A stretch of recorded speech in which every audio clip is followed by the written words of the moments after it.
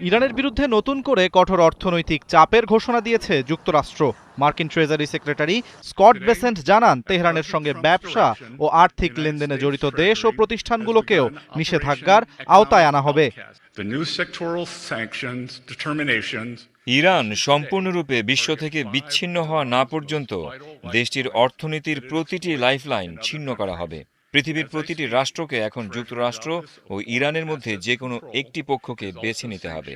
যদি কোনো দেশ বা বাণিজ্যিক সত্তা মার্কিন নিষেধাজ্ঞা উপেক্ষা করে ইরানের তেল কেনে কিংবা বাণিজ্য সুবিধা বজায় রাখে, তবে তাদেরও কঠোর সেকেন্ডারি পেনাল্টি বা পরোক্ষ শাস্তির মুখে পড়তে হবে। ওয়াশিংটনের নতুন এই উদ্যোগের নাম দেয়া হয়েছে অপারেশন ইকোনমিক আউটকাস্ট। মার্কিন হুঁশিয়ারি, ইরানের অর্থনীতি ও আর্থিক ব্যবস্থার সঙ্গে যুক্ত হলে সংশ্লিষ্টদের ওপর প্রয়োগ করা হবে মার্কিন নিষেধাজ্ঞার পূর্ণ শক্তি। তবে যুক্তরাষ্ট্রের এই পদক্ষেপের কড়া সমালোচনা করেছে ইরান। দেশটির কর্মকর্তাদের দাবি, তেহরানের বিরুদ্ধে অর্থনৈতিক চাপ সৃষ্টি করে নিজেদের ব্যর্থতা আড়ালের চেষ্টা করছে ওয়াশিংটন। নতুন নিষেধাজ্ঞা মোকাবেলায় 2 বছরের পরিকল্পনা প্রস্তুত রয়েছে বলেও জানিয়েছে ইরান। তারা ইরানের জনগণ এবং দেশটির কর্মকর্তাদের দৃঢ়তা পরীক্ষা করার চেষ্টা করেছে, কিন্তু প্রতিবারই ব্যর্থ হয়েছে। আমরা অনেকদিন ধরেই এই দিনগুলোর প্রত্যাশা করছিলাম এবং তাদের পরিকল্পনা সম্পর্কে ভালোভাবেই অবগত ছিলাম। সরকারের 2 বছরের একটি পরিকল্পনা রয়েছে এবং এই ধরনের পরিস্থিতির জন্য ইরান পুরোপুরি প্রস্তুত ছিল এবং এখনও প্রস্তুত রয়েছে। এদিকে সংঘাত নিরসনে কূটনৈতিক তৎপরতা চালিয়ে যাচ্ছে পাকিস্তান।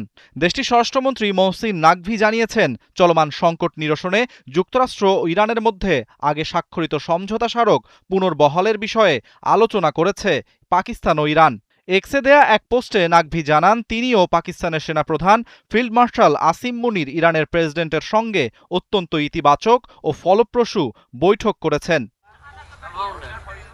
ইরানের পার্লামেন্ট স্পিকার মোহাম্মদ বাঘের গালিবাফও যুক্তরাষ্ট্রের সঙ্গে স্বাক্ষরিত সমঝোতা বাস্তবায়নের আহ্বান জানিয়েছেন। তার দাবি, ইরানের বাণিজ্যিক অংশীদাররা মার্কিন হুমকিকে পাত্তা দিচ্ছে না। অন্যদিকে ইরানের পররাষ্ট্র মন্ত্রণালয়ের মুখপাত্র ইসমাইল বাঘাই যুক্তরাষ্ট্রের অর্থনৈতিক চাপের অভিযানে সহযোগিতা না করতে অন্য দেশগুলোর প্রতি আহ্বান জানিয়েছেন। নিষেধাজ্ঞা মোকাবেলায় বহুপক্ষীয় সক্ষমতা কাজে লাগানোর কথাও জানিয়েছে তেহরান। অর্থনৈতিক চাপের পাশাপাশি তেহরান ওয়াশিংটন সংঘাত নিয়ে যুক্তরাষ্ট্রেও কমছে জনসমর্থন। রয়টার্স ইপসোসের জরিপে যুদ্ধের প্রতি মার্কিন জনগণের সমর্থন নেমে এসেছে 31%। আরাফাত ইসলাম, 71।